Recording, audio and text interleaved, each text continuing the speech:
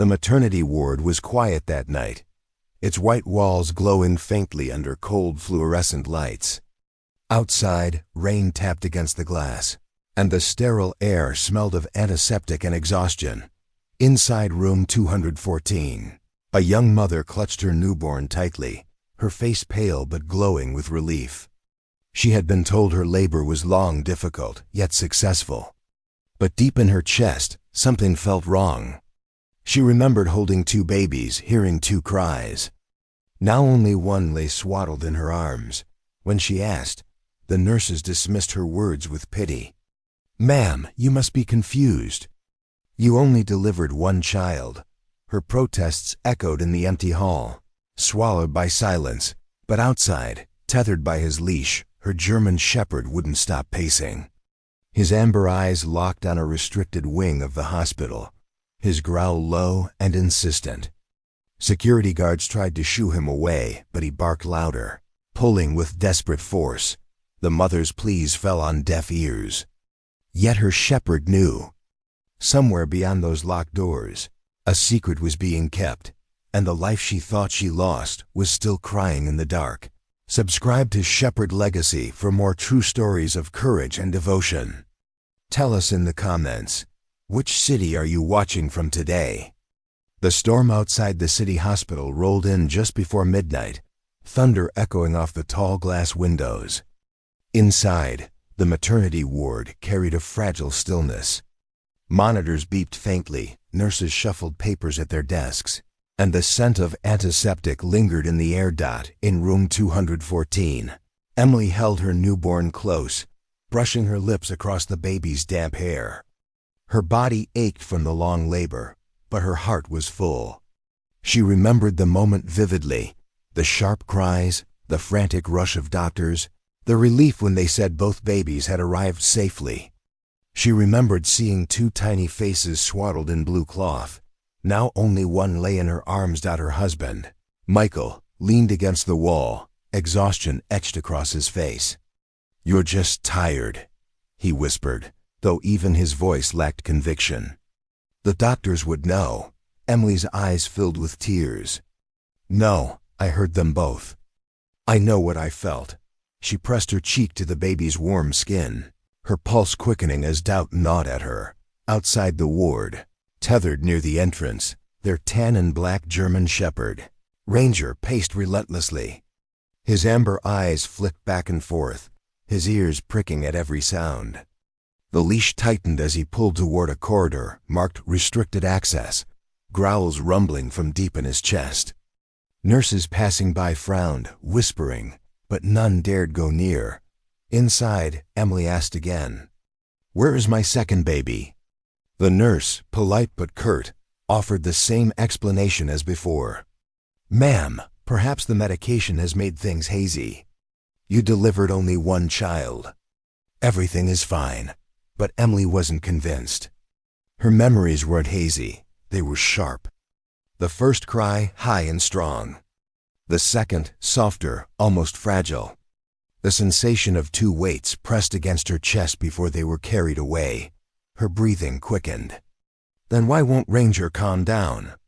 she demanded, nodding toward the window where she could see her shepherd's silhouette pacing under the Prusa. "Rain." The nurse hesitated for a fraction of a second, long enough to betray unease. Then she forced a smile. "Dogs get restless in hospitals. He's fine, but Ranger wasn't fine." His bark exploded through the night, sharp and furious, echoing down the sterile halls. He pulled at his leash until his collar strained, claws scraping against the linoleum floor. His gaze never shifted from that locked wing. Michael moved to the window, watching the dog with a frown. "He's never acted like this before." Emily's arms tightened around her baby.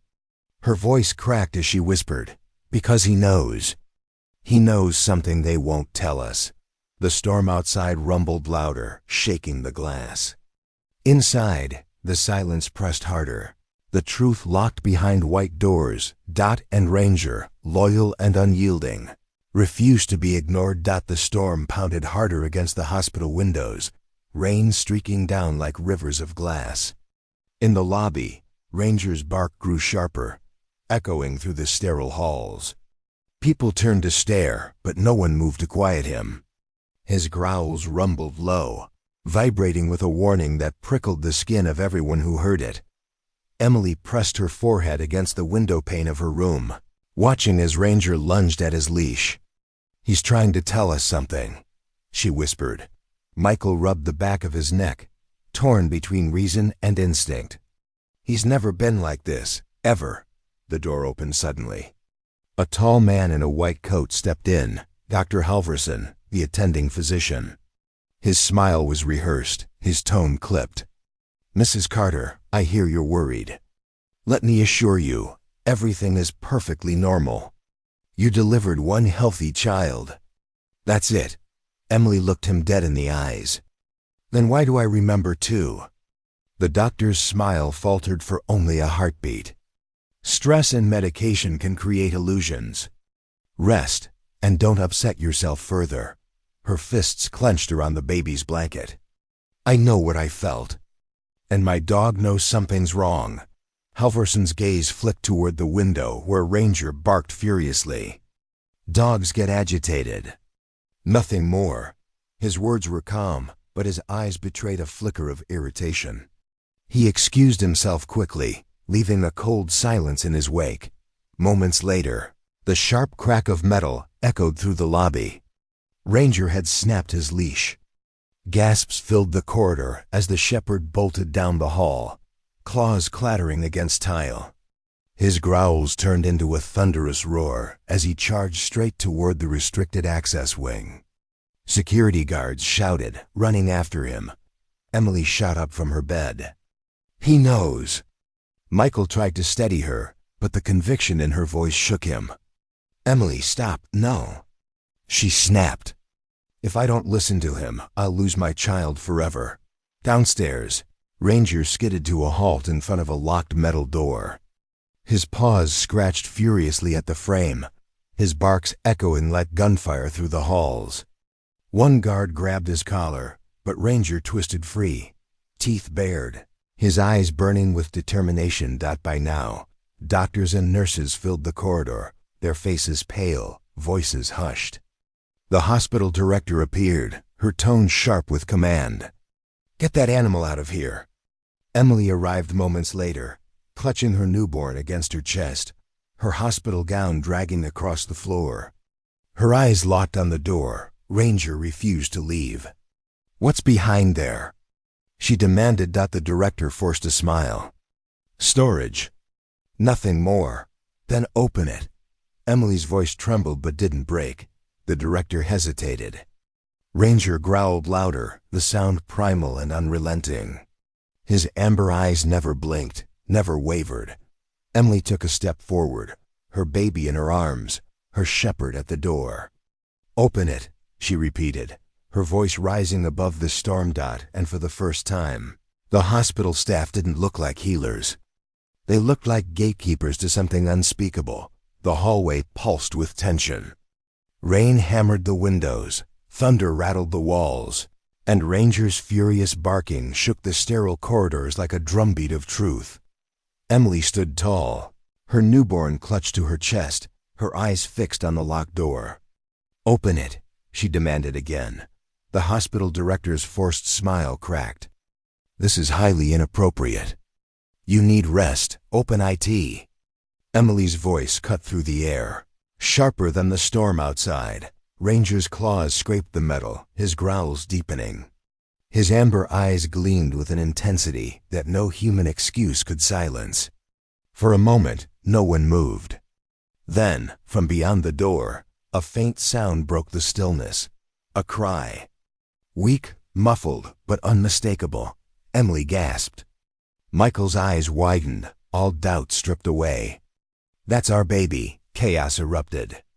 Nurses exchanged panicked glances, security shifted uneasily. The director's composure shattered as Emily surged forward, her voice trembling with rage. "You tried to take my child." Ranger lunged at the door, his body slamming against it until the hinges rattled. The director shouted for order, but it was too late. Michael shoved past the guards. forcing the door open with a violent crack. Inside, the truth lay bare, a dimly lit room filled with cribs and boxes. Supplies scattered, papers hastily shoved into drawers. And there, swaddled and abandoned in a corner crib, was a second infant, smaller, frailer, but alive. His cries rose, fragile yet piercing, cutting through the lies of every doctor and nurse who had stood silent. Emily fell to her knees, tears streaming as she reached for her son. "My baby!" Her voice broke as she pressed him close, cradling both children in trembling arms.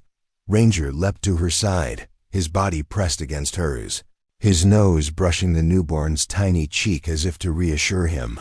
"You're safe now." The director's protests drowned under the roar of arriving sirens.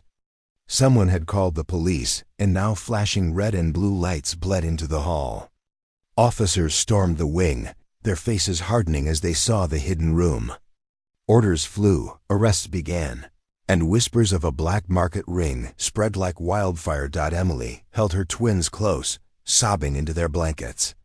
Michael knelt beside her, one arm around his family, the other reaching to stroke Ranger's fur. "You saved them," he whispered, his voice shaking. "You saved us." The shepherd's tail thumped once against the floor.